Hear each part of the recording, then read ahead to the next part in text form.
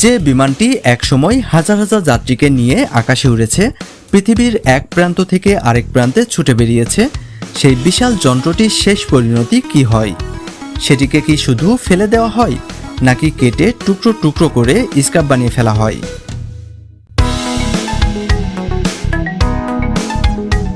বাস্তবতা আরও অবাক করার মতো।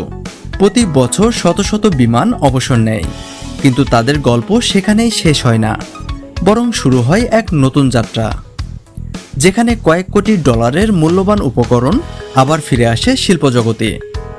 আজকের ভিডিওতে আমরা দেখব একটি বিশাল যাত্রীবাহী বিমান কিভাবে ধাপে ধাপে খুলে ফেলা হয়, গলানো হয় এবং শেষ পর্যন্ত নতুন পণ্যে রূপান্তরিত করা হয়।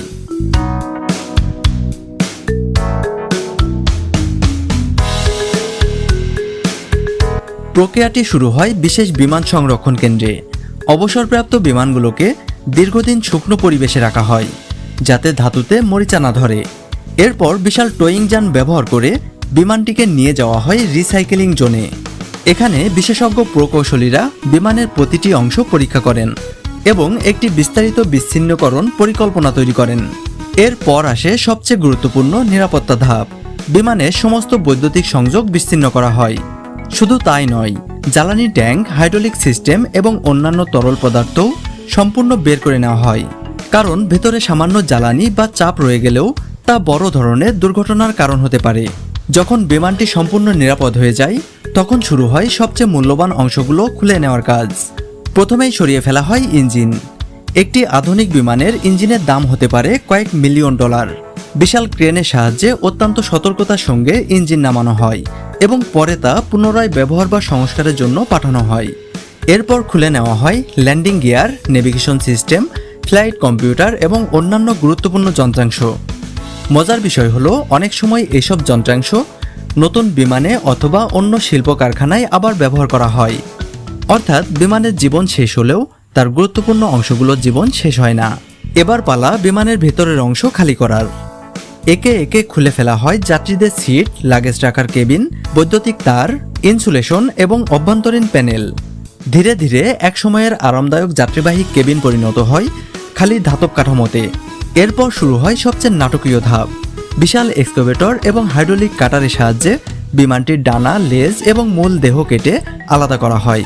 কয়েক ঘন্টার মধ্যেই শত শত ফুট লম্বা একটি বিমান পরিণত হয় অসংখ্য ধাতব খণ্ডে। যে যন্ত্রটি একসময় আকাশ শাসন করত, এখন সেটি শুধু ধাতুর টুকরো।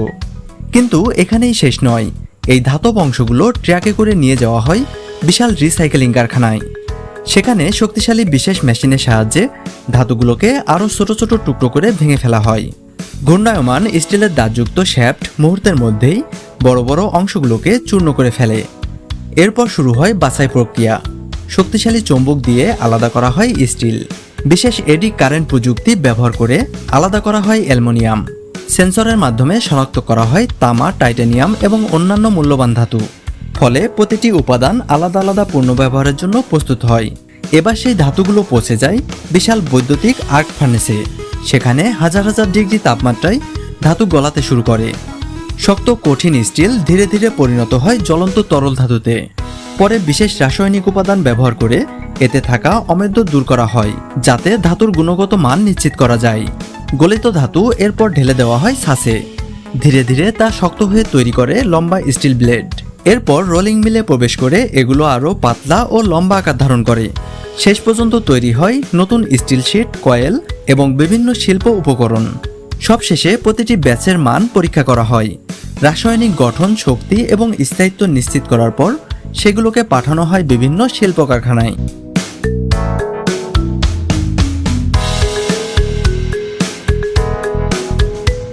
এই ধাতুগুলো দিয়েই তৈরি হতে পারে নতুন গাড়ি, ভারী যন্ত্রপাতি, নির্মাণ সামগ্রী কিংবা ভবিষ্যতের আরেকটি বিমান। ভাবুন তো, যে বিমানটি একসময় মেঘের উপর দিয়ে উড়ে বেড়াতো, তার ধাতুই হয়তো একদিন আপনার ব্যবহৃত কোনো গাড়ি, কোনো ভবন অথবা আরেকটি নতুন বিমানের অংশ হয়ে যাবে।